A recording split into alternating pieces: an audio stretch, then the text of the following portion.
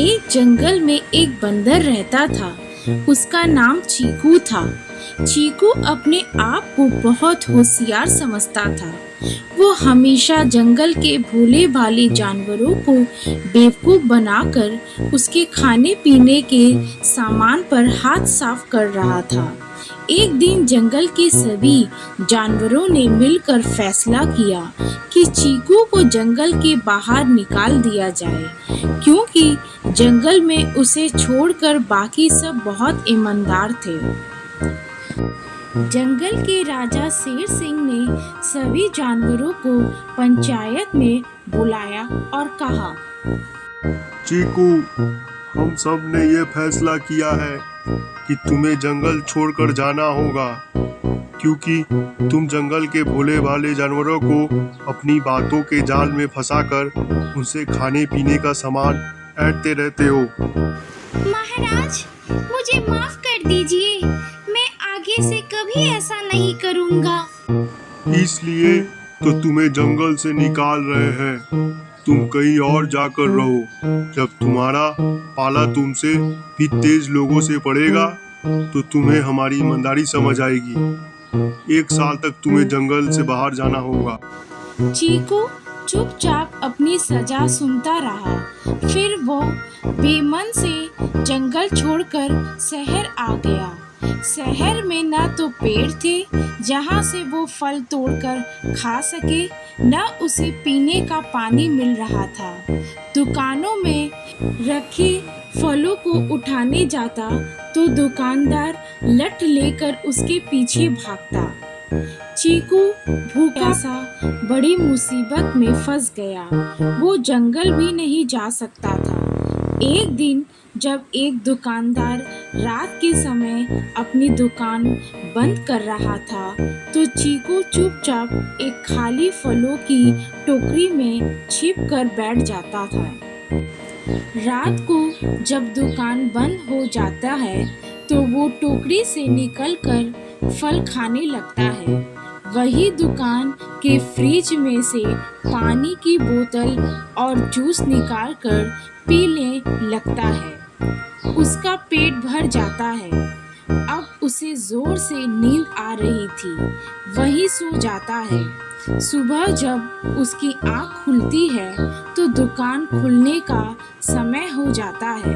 वो चुपचाप जाकर उसी टोकरी अंदर छिप जाता है। दुकानदार जब दुकान खोलता है तो वो देखता है कि कुछ फल आधे टुकड़े हुए थे। पानी की खाली बोतल और जूस का खाली डिब्बा पड़ा था। वो इधर उधर देखता है तो उसे टोकरी के बाहर चीकू की पूंछ दिख जाती है।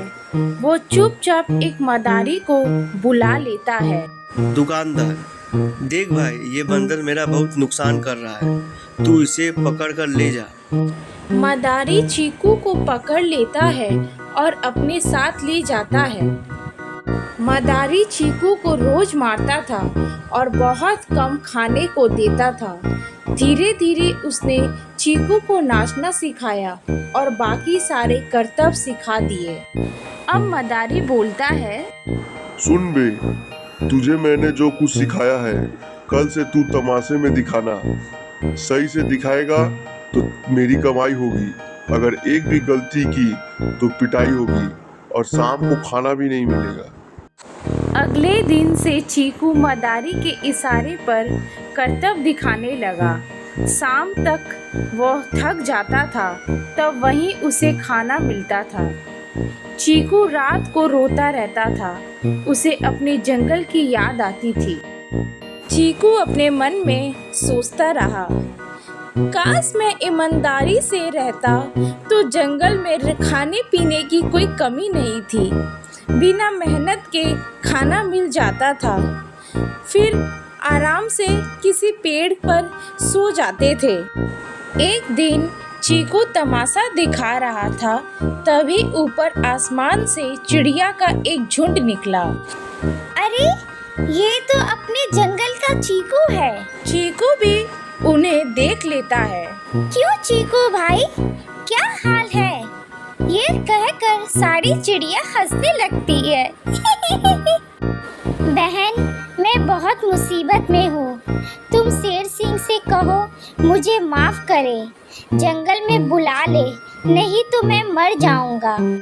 चिड़िया को उस पर तरस आ जाता है।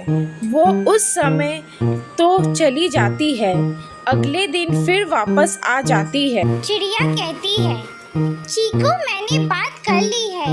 तुम्हें शेर सिंह और बाकी जानवरों ने माफ कर दिया है। मैं रात को तुम्हारे पास आऊंगी और तुम्हारी रस्सियां काट कर तुम्हें आजाद कर दूंगी। फिर तुम जंगल चले जाना।